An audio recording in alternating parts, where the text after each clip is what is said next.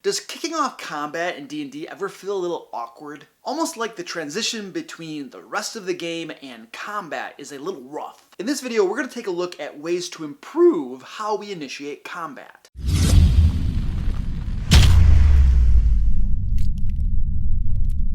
Hey, Luke Hart here. I have been a Dungeon Master since high school, and this channel is all about helping DMs run awesome games. I create weekly videos with information and resources designed to help Dungeon Masters. So if you want to level up your game, roll a crit on that subscribe button down below, and also click that bell icon if you want to be notified when new videos come out. Today's question about initiating combat comes from Matthew on Facebook. Hey Luke, was wondering if you could help me with a relatively small matter.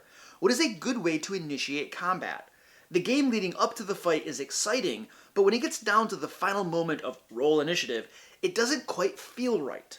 Do you have any suggestions for initiating combat? You know, the truth is, I often feel the same way about the game, that it's a little bit jarring to go from non-combat to combat, and I think the reason is that combat is a sort of little mini-game within Dungeons & Dragons. And what I mean by that is that combat has its own separate set of rules. I mean, first of all, you're segmented by rounds, where everybody goes around taking a turn, and you're also limited in the number of things that you can do in a given round. You have actions, you have reactions, bonus actions, and maybe other things going on there. Now, the first thing I want to say about kicking off combat is that I, as the DM, always try to avoid having my monsters initiate combat. In other words, when the PCs walk into the room, I don't immediately have my monsters attack, unless in the context of everything else that's going on, that's really the only thing they would do. Instead, what I really like to do is give the players a chance to interact with the NPCs first. So let's say that the PCs open a set of doors and they find a bunch of goblins on the other side. Now,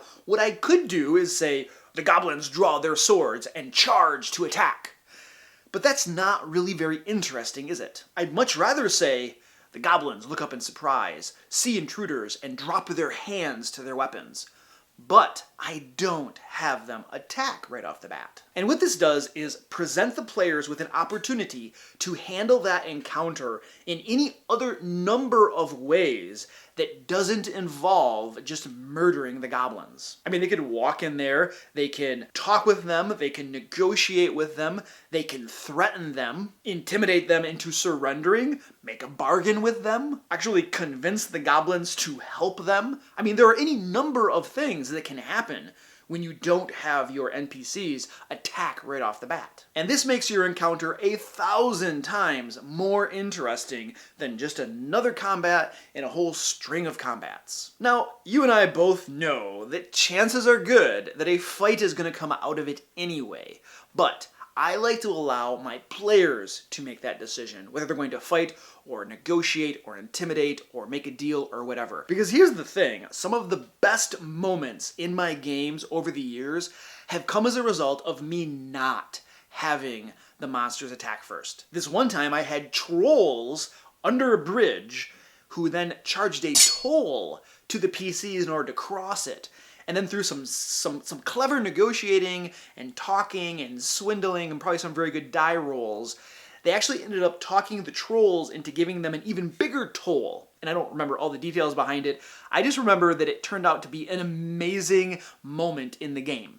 And it was so much more interesting than just, oh, there are two trolls and they attack. This one time, one of my groups ran into a bunch of Yugoloths, who are renowned mercenaries, and instead of fighting the Yugoloths, one of my players gave them 20,000 gold pieces not to fight. And it's really cool because my players in that group will bring up that situation all the time. In fact, as a dungeon master, I try to make sure to bring it up myself all the time.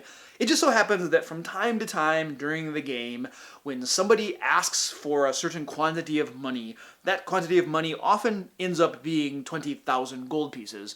And everybody kind of glances around, looks at me, looks directly at that player, and we all laugh about it. And it's a beautiful thing. Anyway, first piece of advice is let your players decide when to initiate combat, because your game will be much better as a result. Hey, real quick, in the comments, let me know what you do in your groups to start combats. Do you follow a sort of thing like that? Do you have a special way of doing it? Do you have special wording that you use, perhaps, that isn't just the standard roll initiative? Okay, now for my second piece of advice.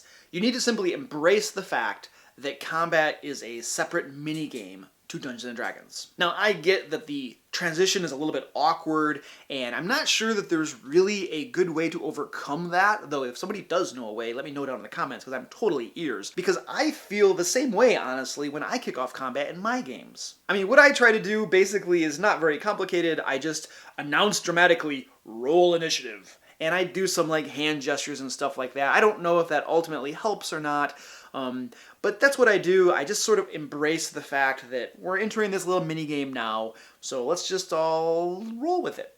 That's like a pun or something, I bet. Roll with it. You got me. I think it's helpful to remember, too, that many players love combat. I mean, if you're running a game that features a lot of combat, then your players are probably showing up expecting to fight things. I mean, some players show up primarily to bash down doors, kick butt, and chew bubblegum. Now, I don't get to be a player super often, and I'm fine with that. I really enjoy DMing, but when I am a player, I love combat. Tactical combats are one of the main reasons I'm there. I also love role-playing, because I'm a thespian too, but combat is totally awesome. So I think we should just embrace the fact that combat is an integral part of the game in most tables, and just, roll with it and have fun with it. So I think that recognizing that many of your players show up expecting to fight things, that they want to fight things, helps make initiating combat a little bit less awkward for the Dungeon Master. I mean, you're giving them what they want, so don't feel bad about it. Now, I recognize to a certain point that what I'm saying is getting punched in the face hurts, but if you want to be a boxer, live with it. But I also think to a certain extent I'm saying learn to duck. By the way, in addition to making all of these D&D videos, I also publish adventures over on DriveThruRPG. If you're looking for a way to help support the channel, or you just want to say thank you for the videos, then buying a couple of these is a great way to help. Not only will you be throwing me a few bucks, but you're also going to get an adventure out of the deal. There's a link down in the description to my publisher page over on DriveThruRPG if you're interested in checking that out. And as always, if you have any questions about dungeon mastering or have a problem in one of your games that you'd like help with, then please let me know down in the comments. I'm always happy to help. And until next time, let's play D&D.